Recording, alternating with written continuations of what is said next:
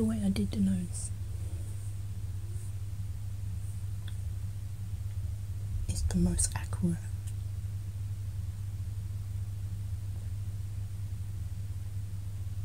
So anyway, where did we leave off yesterday? Moved to the TV room, said that.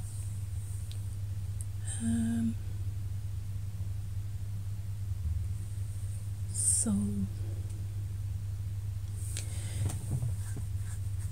this is why I kind of hate waiting, even though I'm a patient person. I have to be that person because I'm quiet. So there's gonna be silence. Silence is like an everyday thing. Moved to the TV room and I picked a chair. So the reason, the way that I like, you know, lower my overthinking and like get out of my head kind of thing is to watch TV. So I picked a chair that was facing that way and the TV was over there, which I regretted. And it's like my overthinking brain was like, I need to change where I'm sitting so I can watch the TV that way. But maybe I didn't want to because my crush was sitting over there and I wanted to look at him. Not really. I don't think I was thinking that. I was in my head and thinking, I can't, to watch the TV I have to do my neck like that. So it'd be better if I changed seats. I was about to like, I just was in my head thinking I need to change seats, but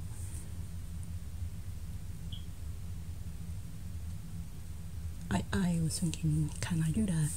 You know, anyway. We stayed there for another, it's gotta be like up to 3 hours because I remember watching This Morning and Loose Women, so it was after 12 when we eventually started going, travel down to the actual house.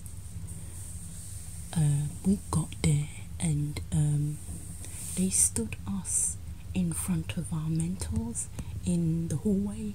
Like you walk in the house and yeah, the hallway. And that's when I met my mentor. My first impression of her was really positive because I was very nervous and all I see looking back at me was someone smiling. So yeah, that was my first impression of her, and she's a really good friend now. So yeah, I don't think I've had any bad experiences of all the people that were on the show, that's from everyone from the crew to the presenter, which was presented by Jodie Marsh. I don't have a bad experience or bad first impression of any of those people, any of the people that worked on the show. So what happened next? Yeah, we stood there for a while they I don't know, set up shots or you know, filmed some stuff, which is funny. There's a lot of stuff that was on the show that didn't get onto the show, which is weird. And I mean, I know there's a lot of footage that didn't come, but I feel like some of the things that they filmed should have been in the show that wasn't. I mean, they have plenty of time, space to put that in. They should have removed something else and put that in. But anyway, I'm just saying that the show could have been better if the film was better. That's just funny as an audience and somebody who was actually there.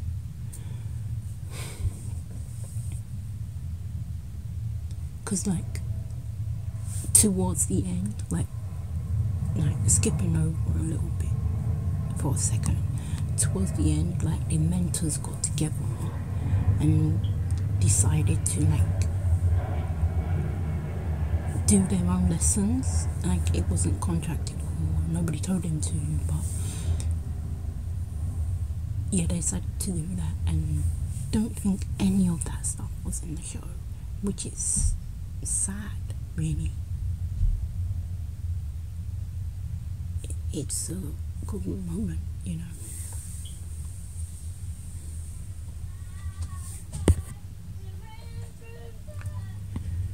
Anyway, back to stay there for a while, and then we allowed to go up to our rooms. Obviously, I was sharing a room with my mentor. I remember my bed was on that wall, and they gave us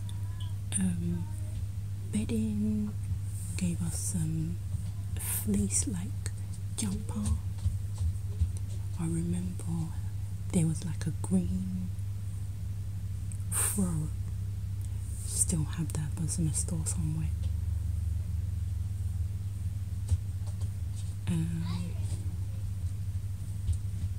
Yeah. The first week was oh, what do you call it?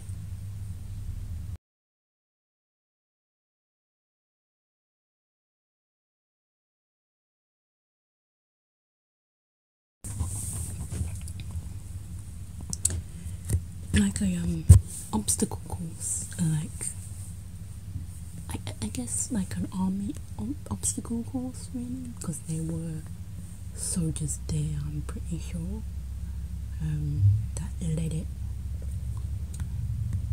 Little behind the scenes is they didn't tell us where we were going. They just led us there and told us when we got there. We were having a conversation with the crew, and there was something about signs that said no, when we were on our way the next day, and there were signs around that said paintballing. I was like, yeah, it's not paintballing. They just put it there to make us think that we're going paintballing. Like, I was thinking, why would it be paintballing, you know? Or in my head I was thinking, I bet it's not paintballing. And then I said, oh, is that like an obstacle course?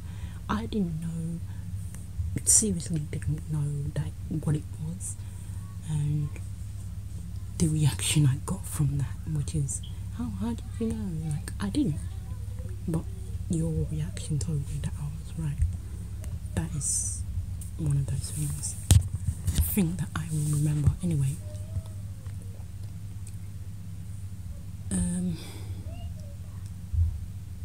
yeah, it's a skip. I don't remember every like day, week on the show, but I'm gonna tell you there was a comedian that came on, and first of all he went to my clothes, which for me, didn't understand why he needed to do that, but went to my clothes and was like critiquing what I was wearing, which felt a little, this is the wrong show for that. And then he gave us a lesson in heckling. Again, missing the point, but whatever. And then on that week, that was my worst day, I would say, is we had to, you know, be in a marketplace and do it there. This is the moment that I realised who I am, and I'm not someone who is gonna, to work at a marketplace you have to have confidence and to speak up and, you know, interact with people. You have to be extroverted to work in a marketplace, I would say. And this is when I realised that I wasn't that, and I kind of had a little cry about that, about not being that person. I kind of feel like I disappointed myself, but I did. It is a breakthrough because I realised that who I am is not that person, and I think my goal was to get okay with that. Anyway, what else did we do?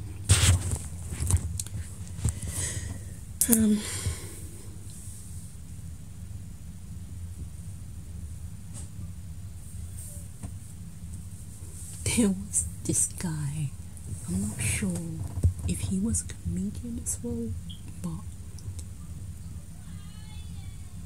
we were having a conversation and he was saying, where do you, because his nose was big, and he was like, where do you think I'm from? And now, I think he thought that, nobody said anything, but I think he thought that is what I thought at the time. He thought that we weren't saying something to be rude, but personally, I didn't realise, and it wasn't, I wasn't trying to be rude, it was just, it didn't cross my mind, I couldn't come up with the answer. Anyway, I think he was the first one, yeah, definitely. I guess he was a motivational speaker or something like that, because this was before the comedian who, you know, gave us a lesson in heckling for what, I don't know. But he was like, on that day, I guess that was the first day where we had to like write down, I can't remember what we wrote down, but it was like we had this box that we made and we had to like kick it away or something, and I ended up putting my leg through that and everybody was laughing. This is the moments in my life that make me realise that I'm autistic, because in my head I was thinking, everyone's laughing, so this is funny, but it wasn't that to me, and I don't want to be too sensitive. Man, that is a thing that is in my head all the time, don't be so sensitive. So it wasn't funny to me, but eventually I could see the funny side, because once I take a step back and stop being in my head about, oh my god, that is so embarrassing, and going over in my head like, why did I do that, even though I didn't do it on purpose, I could sit back now and be like, that's a funny thing, but I wouldn't find it funny straight away, you know what I'm saying? Like, that's because you in your head thinking, oh, what should my reaction be, instead of in your reaction be what it is, and my first reaction to that is, oh, this is not funny, and I feel embarrassed and I wish I didn't do that, and you know, going over in my head like I have a time machine. But anyway, towards the middle, I would say, so the idea of it was, you get points, and then whoever's at the bottom, 5 coupling, whoever's at the bottom goes that day. So me and my partner were in the bottom for a while, I would say 2 weeks maybe, because, you know, I'm thinking about how they filmed it, no, how they showed it on TV, anyway. And then something happened with one of the couples. That boy didn't really have a good time with it. One of his mentors left, and then he had another one coming, and then that person, that mentor left. He really struggled with it, and then the show said that he shouldn't leave, and because he left, that meant that nobody left that day, so saved me.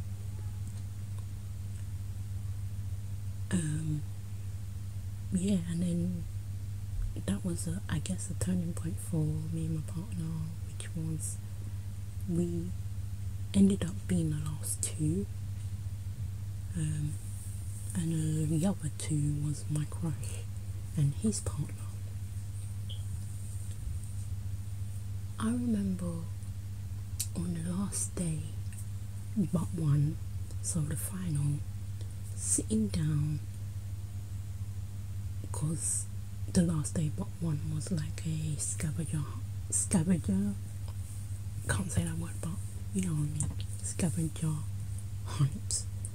And in the morning we were sat down and they made us breakfast, and by the way it was like sausage and bread, but not bread, toast that was burnt.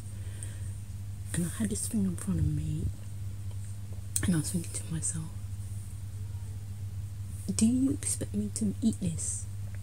It kind of feels like when someone says, oh, let me make you breakfast, I'll make you a fried egg on toast, and then they give you the plate and there's no egg missing, there's no egg is missing, and you feel like, I mean, I'm grateful, but like, what is this? Because I was thinking, this is what was going through my head.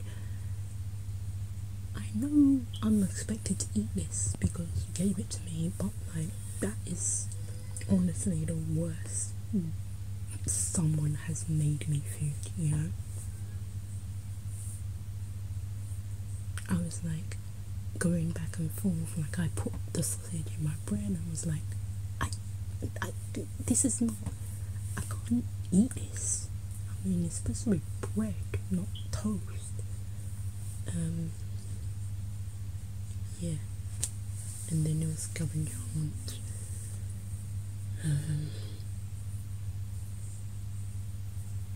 I don't think anyone won, really. Probably someone did, but I didn't. I can't remember. So we got to a hotel, right? Because it was scavenger hunt, and then we had to make our way back to the house. So we stayed in a hotel for a night. I remember that day I was watching X Factor, and Leona Lewis won. I was watching Leona Lewis win, and then the person that was looking after us, producer I would say, came in and was like, you have to write a speech. I think they did that on purpose, just me, but I think they did that on purpose. They told me like hours before, mere hours before, that I had to write a speech.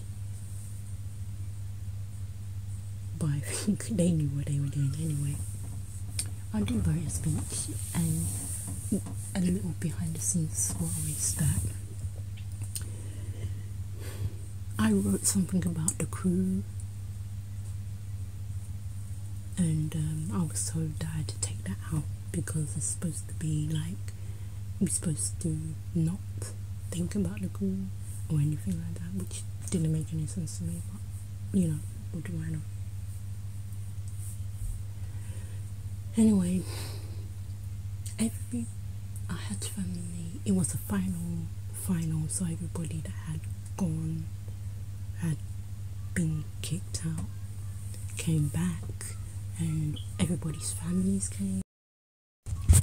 Yeah, my mum was there, and I call her my aunt, but she is really my mum's mum, and her grandmother, I think, were sisters. So she's like a my mum's cousin or something like that. I might be wrong about this because, like, with family, it's hard to keep up, to be honest with you. But yeah, anyway, I did my speech and then he did his speech, and then at the end they announced who won and they said my name, and that shocked me. And the prize was a trip to New York for 2. Ended up going in 2007, and it was a great trip. I went with my mum. The experience of that show is I've gained feeling of I am not alone. The things I go through, I may be unique in that, but I'm not the only one who goes through it. And I gained lifelong friends, a better understanding of who I am. So yeah, it was an experience and something that I will never forget. And it's been 18 years, I haven't forgotten all these things that happened 18 years ago that I didn't forget. So I will tell my kids about this, be